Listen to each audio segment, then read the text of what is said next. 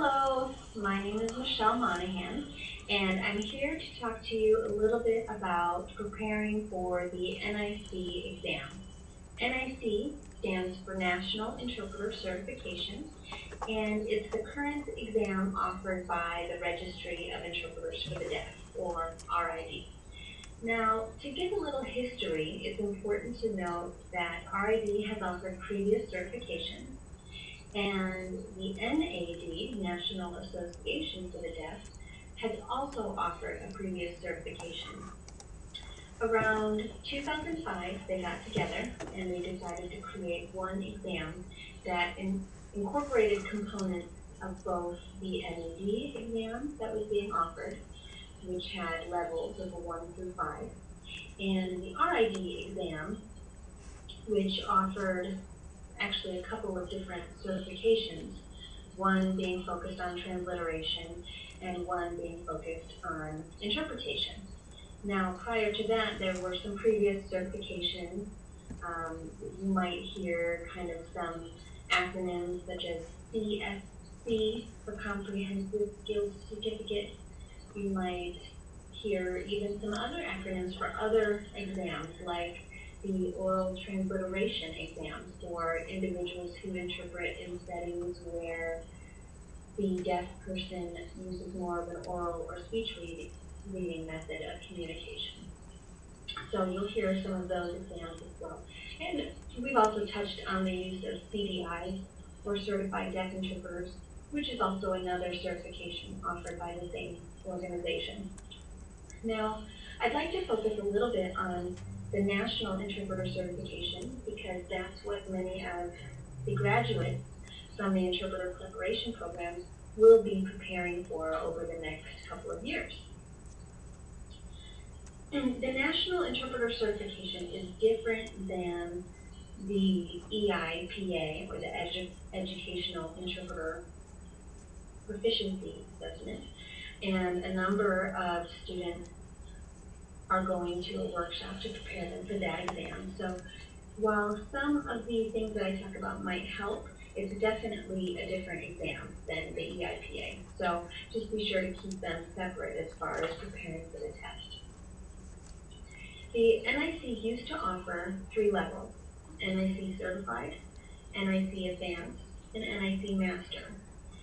They had some evaluators come and take a look at the exam, and they realized that you can't really effectively use one tool to administer more than one level. So they reworked the test.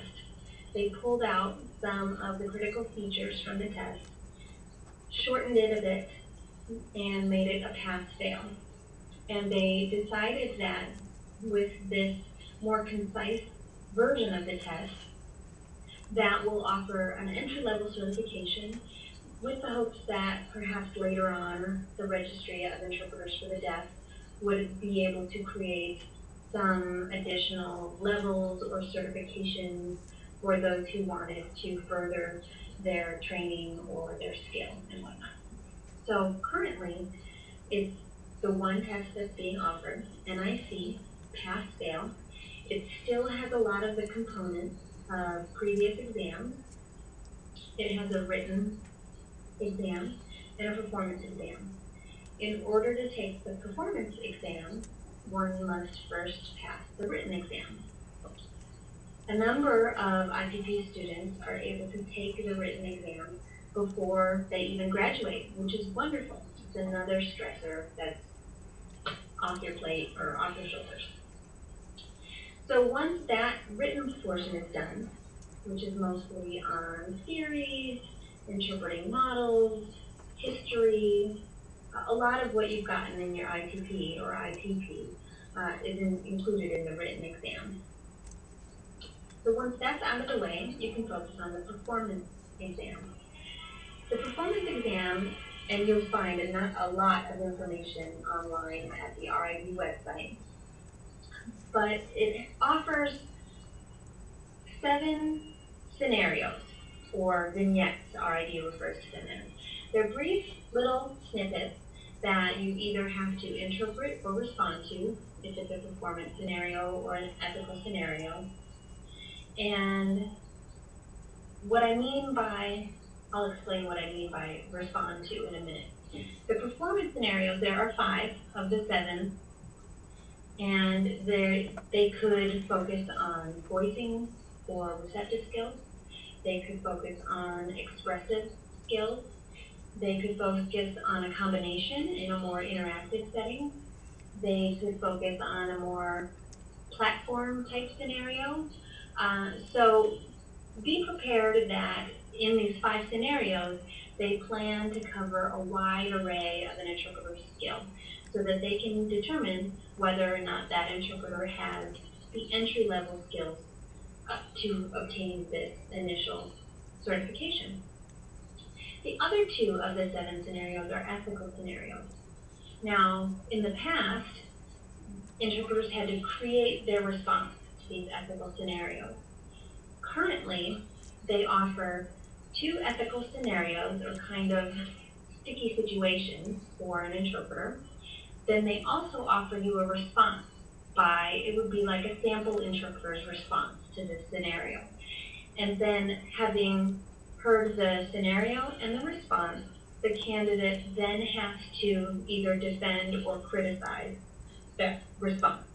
And I believe you're directed to do either the defending response or the criticizing response. Now, I haven't taken this new version, so be sure that you look at the website and look at the frequently asked questions to obtain as much information as possible. That's my understanding, is you're given the scenario, the response, and then you're told whether or not you need to defend or criticize that response. And in those responses, you want to show that you have a good working knowledge of the Code of Professional Conduct. I don't think that RID wants to know that you have it memorized. I think they want to know that you know how to use it and apply it in an interpreter situation that might come up. So, with that said, if you go through the RID website, they have suggested preparatory materials for these exams. They have some for the written test, and they have some for the performance test. I suggest you get your hands on as much prep information as you can, because it will only be helpful for your exam.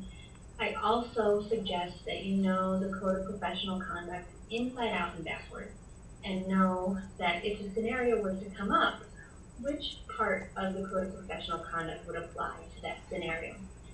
Now, you have a lot of time, so once you're done with your finals and graduation and you're done celebrating, then you guys can start working on the NIC. And if you have any questions at that time, after you go through the RID website, I would be happy to help in any way that I can. Again, as I mentioned, I haven't taken this version of the test, but I do hold a number of certifications from RID, so the testing process is familiar to me. Good luck. I'm really excited to be working with you all, and I hope to be in touch.